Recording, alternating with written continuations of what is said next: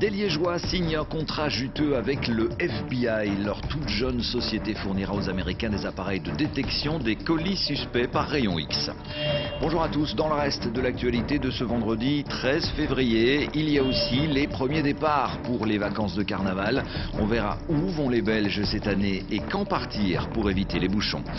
Barack Obama, comme vous ne l'avez jamais vu, le président américain se met en scène dans une vidéo diffusée sur Internet pour soutenir son projet d'assurance santé.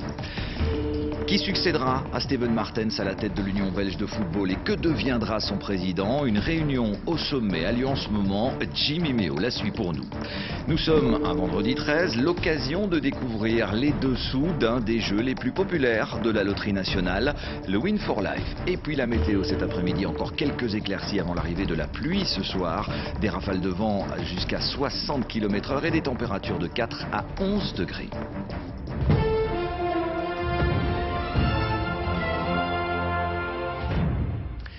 Et tout d'abord donc cette belle success story pour ouvrir cette édition, celle d'une jeune société liégeoise qui vient de signer un contrat de 450 000 $ avec le FBI. La start-up conçoit du matériel de détection des colis suspects par rayon X, une technologie qui, par les temps qui courent, a rapidement séduit les services de renseignement américains.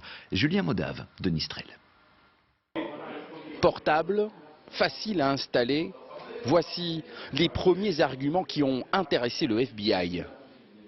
Mais c'est une fois passé cet objet au rayon X qu'ils ont décidé d'en acheter 4 presque immédiatement. La force de notre système, c'est de très rapidement aller chercher l'information utile. Ici, on voit très bien qu'il y a un PC, on voit très bien qu'il y a une batterie, mais qu'est-ce que c'est que cet objet? C'est une pipe bomb, ils le savent. Qu'est-ce qu'il y a à l'intérieur? Est-ce une fausse? Est-ce une vraie?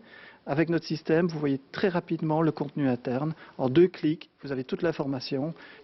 La vitesse. 2 clics et moins de 20 secondes plus tard, les premières images sont disponibles. Alors que la concurrence a encore besoin de plusieurs minutes jusqu'à un quart d'heure pour obtenir un cliché. Les démineurs des renseignements américains demandent alors une démonstration dans leur laboratoire aux États-Unis. On a dû s'adapter à tout le mystère, mais aussi à la confidentialité qu'il y a autour de la structure du FBI. Ils souhaitaient un système qu'ils pouvaient utiliser dans leur laboratoire pour pouvoir faire leurs investigations et comprendre qui est à l'origine d'une explosion, par exemple. Mais ils voulaient aussi prendre le matériel, le sortir de leur laboratoire et d'aller faire des radios un peu partout dans le monde en fonction de leurs besoins. Voilà comment, au lendemain du crash de l'avion en Ukraine en juillet dernier, une de leurs équipes d'enquêteurs a fait un crochet de quelques heures à Liège pour prendre ce scanner et passer les restes de l'avion au rayon X. Cette technologie intéresse fortement les services de déminage belges, mais à leur grand regret, à 100 000 € la machine, elle serait déjà bien trop chère pour nous. Et chez nous, justement, le niveau de la menace est toujours de 3 sur une échelle de 4. Et les différentes mesures prises par le gouvernement sont donc maintenues, parmi lesquelles la présence, vous le savez, de militaires dans nos rues. Bonjour, Simon François. Cet après-midi, le Premier ministre et le ministre de la Défense rendront d'ailleurs hommage à ces soldats à la caserne de Marchand-Famenne. Oui, Luc, les militaires que vous avez vus dans les rues de Bruxelles, Liège, Verviers ou encore Anvers, vous l'avez dit, viennent notamment d'ici. Les chasseurs ardennais de Marchand-Famenne font partie des tout premiers détachements dépêchés dans les rues au lendemain du démantèlement de la cellule djihadiste de Verviers. Les lanciers de Marchand-Famenne font également partie du